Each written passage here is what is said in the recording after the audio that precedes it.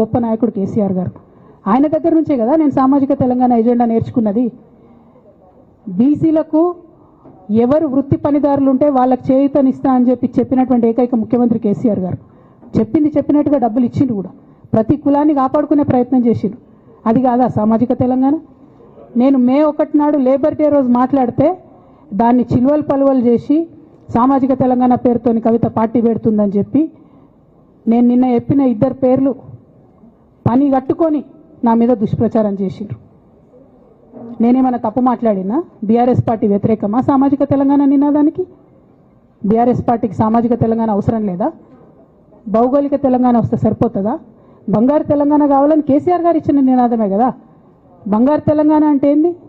హరీష్ రావు ఇంట్లో బంగారం ఉంటే, సంతోష్ రావు ఇంట్లో బంగారం ఉంటే బంగారు తెలంగాణ అవుతుందా? కాదు కదా. ప్రతి ఒక్క సమాజం బాగుంటేనే బంగారు తెలంగాణ అవుతుంది.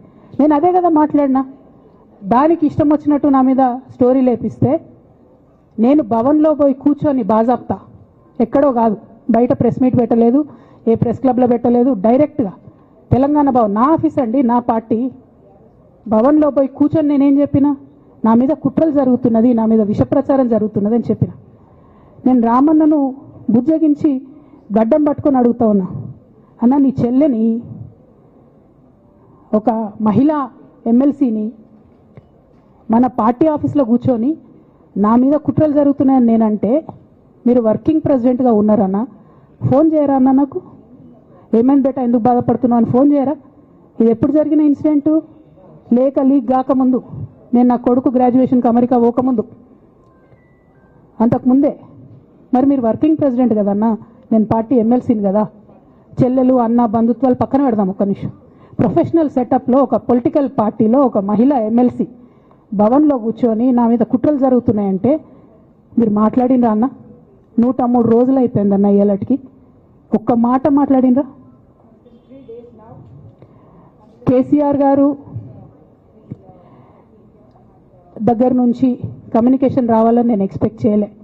వారు పెద్దవారు, వారికి అనేకమైన పనులు ఉంటాయి. మొత్తం పార్టీని ఇప్పుడు పునర్నిర్మించుకోవాల్సిన అవసరం ఉంది. తెలంగాణకు జరుగుతున్నటువంటి అన్యాయాన్ని వారు ఎప్పటికప్పుడు దిశానిర్దేశం చేయాల్సిన అవసరం ఉంది.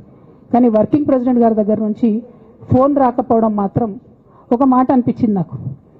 నేను కేసీఆర్ గారి బిడ్డను, నేను కూర్చొని ప్రెస్ మీట్ పెడితేనే రెస్పాన్స్ రాలేదంటే మరి ఇంకో మామూలు మహిళా కార్యకర్తకు బీఆర్ఎస్ పార్టీలో మన అన్యాయం జరిగితే రెస్పాన్స్ వస్తుందా? నాకైతే అనిపించలేదు. వస్తుందేమో నాకు తెలియదు. కానీ నేను ఒక మాటకు నాకు సంతోషం అనిపించింది. నాకు నోటీస్ రాగానే అక్కడ మహిళా ఎమ్మెల్సీలు కూర్చొని, మహిళలందరినీ కూర్చొని, ఫస్ట్ టైం అనుకుంటా భవన్లో 5 మహిళలు కూర్చొని ఇండిపెండెంట్గా ప్రెస్ మీట్ మాట్లాడింది. చాలా సంతోషం. ఇటువంటి అంతర్గత ప్రజాస్వామ్యం రావాలనే నేను కోరుకున్నా. మహిళలకు, ఎస్సీలకు, ఎస్టీలకు, బహుజనులకు కోటరీల అడ్డంకులు లేకుండా యాక్సెస్ రావాలి. అది మైక్కి యాక్సెస్ రావాలి,